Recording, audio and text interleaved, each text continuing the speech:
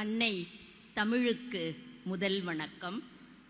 செய்தி வாசிப்பாளராக நமக்கு அறிமுகமாகி இன்று நடிப்பு, பாடல், வீணை கலைஞர், சமுதாய பணி என்று பன்முகத்தன்மை கொண்ட ஆளுமை பெண்ணாக வலம் வரும் நம் அன்பிற்குரிய நடுவர் மீரா கிருஷ்ணன் அம்மா அவர்களுக்கு மனம் நிறைந்த நல்வணக்கம். நடைமுறையே தெரியாம, நல்லா கேட்டுக்கோங்க, நடைமுறையே தெரியாம கற்பனையில் மிதந்து கொண்டு ஏட்டு சுரக்காயை நமக்கு பரிமாற வந்திருக்கும் எதிரணி சகோதரிகளுக்கு அன்பு வணக்கம். கேட்டுக்கோங்க.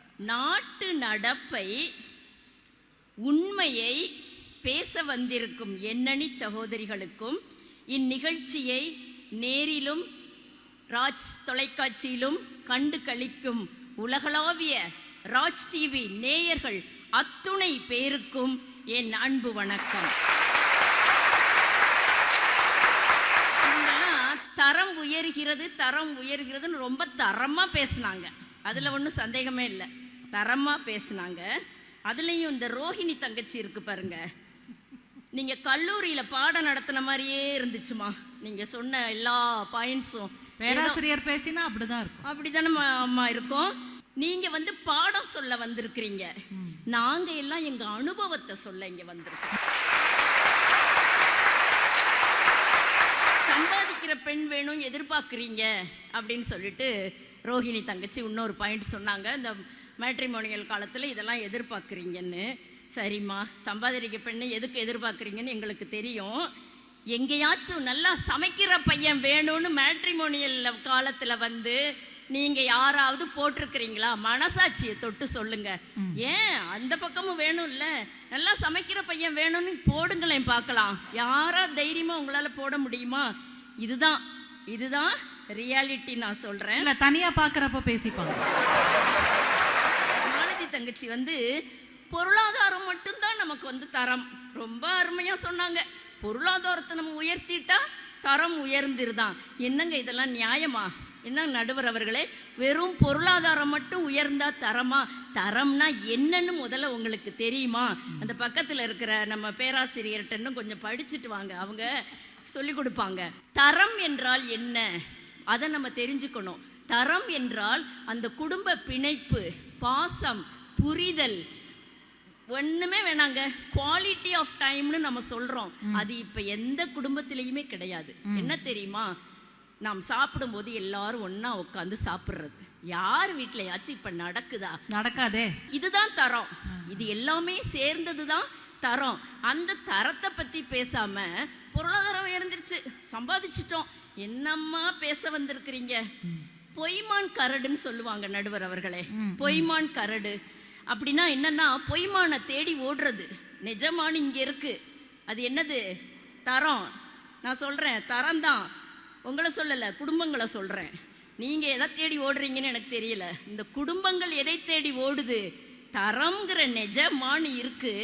அதை விட்டுட்டு ஆடம்பரம், ரொம்ப தேவையில்லாததெல்லாம், அவர்களுடைய வசதி, வாய்ப்பு, இன்னும் என்ன சொல்ற, ஸ்டேட்டஸ் அப்படி கூட வச்சுக்கலாம்.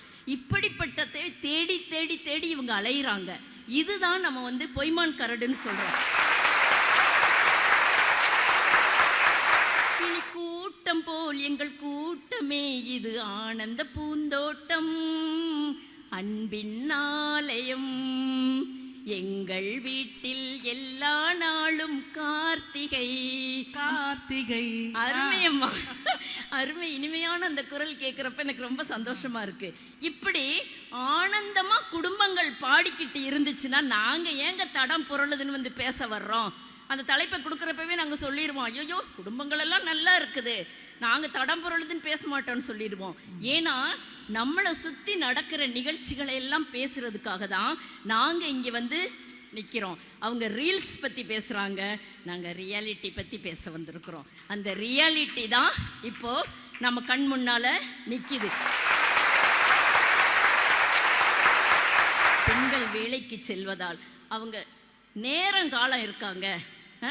இரவு நேர பணிக்கு போறாங்க, மிட் நைட்ல லாகின் பண்றாங்க.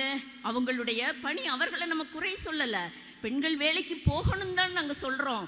ஆனா போனா இந்த மாதிரி குடும்பம் தடம் புரள்கிறது. இது தடம் புரளாம இருக்க நம்ம என்ன செய்யணும் அப்படின்ற ஒரு தீர்ப்பை தான் இந்த மன்றம் வைக்கணும் என்ற ஒரு கோரிக்கையை நான் நடுவர் அவர்களிடம் நான் வைக்கிறேன். சகோதரி கூட இப்ப நகைச்சுவையா பேசுறாங்க, உள்ளுக்குள்ள அவ்வளவு பொங்கிக்கிட்டு இருக்கு அவங்களுக்கு. இருந்தாலும் அதை நகைச்சுவையா அப்படி சுகர் கோட்டட் மாதிரி உங்களுக்கு கொடுத்தாங்க அந்த கருத்துக்களை. அவங்களும் பேசுனாங்க நகைச்சுவையா. நகைச்சுவையை தாண்டி அந்த பெண் என்ன பாடுபடுகிறாள் என்று படபடப்பு, பதட்டம், எரிச்சல், வேலைப்பளு, அலைச்சல், உடல் நலம் பாதிப்பு, நேரத்திற்கு சாப்பிட அந்த பெண்களை மட்டும் அது தாக்கல, அந்த பெண்ணை சார்ந்த ஒட்டுமொத்த குடும்பத்தையும் அது தாக்குகிறது. இப்ப எல்லாம் இங்க இருக்கிற மக்கள் பார்க்க வந்திருக்கிறீங்க இல்லையா, உங்க வீட்டுல பெண் பிள்ளைகள் இருக்கிறாங்க இல்லையா, அம்மா கல்யாணம் பண்ணி வைக்கிறோம்மா அப்படின்னு சொன்ன உடனே சரிப்பா சரிம்மான்னு எந்த பிள்ளைய சொல்லுதா? பொன் பிள்ளைங்கள் சொல்லுவதே கிடையாது. அப்ரைசல் வேணும், எனக்கு ப்ரமோஷன் வேணும், இப்போ வேணாம், நான் பேப்பர் போட்டுருவேன், வேற கம்பெனிக்கு நான் போவேன். இப்படியே பேசி பேசி பேசி நாட்களை கடத்தி கொண்டே இருக்கிறது, வருடங்கள் ஆகிறது. 38 வயது வரைக்கும் கூட பெண் பிள்ளைகள் திருமணத்திற்கு தயாராக இல்லை என்பதுதான் நிதர்சன உண்மை. சரி, கல்யாணம் பண்ணிடுறாங்க நடுவர் அவர்களை, எப்படியோ கஷ்டப்பட்டு தாண்டி இண்டி கல்யாணத்தை பண்ணிடுறாங்க. கல்யாணம் பண்ணிக்கிட்டு அவங்க ஒழுங்கா இருக்கிறாங்களா அதையும் யோசிக்கணும். இவங்க சொல்ற மாதிரி மாமியார் மருமக சண்டை அது இது அதெல்லாம் நான் சொல்லலை. இப்போ நான் ஒன்று கேட்குறேன், இப்போ சொல்லு பார்த்துக்கிட்டே இருங்க என்ன சொல்ல போறீங்கன்னு. ஜாயிண்ட் ஃபேமிலி கேள்விப்பட்டிருக்கிறீங்களா நடுவர் அவர்களே? நீங்க கூட ஜாயிண்ட் ஃபேமிலி தான் நினைக்கிறேன். ரொம்ப சந்தோஷமா இருக்கு இந்த காலத்துல. அதே மாதிரி நியூக்ளியர் ஃபேமிலி, ஹஸ்பண்ட் ஒய்ஃப் மட்டும் தனியா இருக்கிற நியூக்ளியர் ஃபேமிலி எல்லாருக்கும் தெரியும்.